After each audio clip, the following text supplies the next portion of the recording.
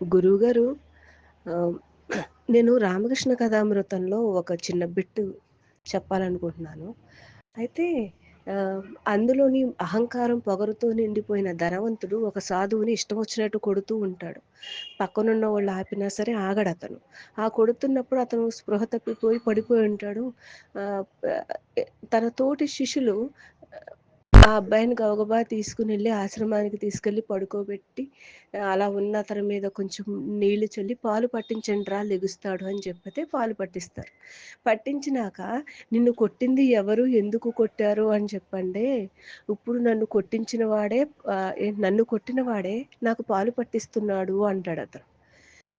అంతా ఆ స్థితి అతనిలో ఎలా కలిగింది అని ఆలోచించి అక్కడే ఆగిపోయాను. అంటే ఆ కొట్టినవాడు లోనూ భగవంతుడున్నాడు. పాలు తాగించిన వాళ్ళలోనూ భగవంతుడున్నాడు. ఈ స్థితిని సంపాదించాలంటే నేనేం చేయాలి? నాకు చాలా నచ్చింది గురువుగారు. ఏదైనా మనం ఒకటి విన్నామంటే, దాన్ని పూర్తిగా అర్థం తెలుసుకున్నాక ముందుకెళ్ళి రెండో సబ్జెక్ట్ వినాలి తప్ప, నేను అది విన్నాను, ఇది విన్నాను, వినేసాను, అయిపోయింది, నేను చాలా చదివాను కాదు. ఎక్కడ ఉందో అక్కడే ఆగిపోవాలి.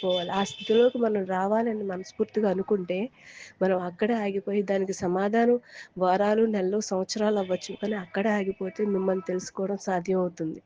వినేసామని వినుకుంటా పోతే ఏమీ ఉండదు. నాకీ ఈ యొక్క ఆలోచనా స్థితిని ఇచ్చినందుకు మీకు చాలా రుణపడి ఉంటాను. ఓం శ్రీ గురు రమణ.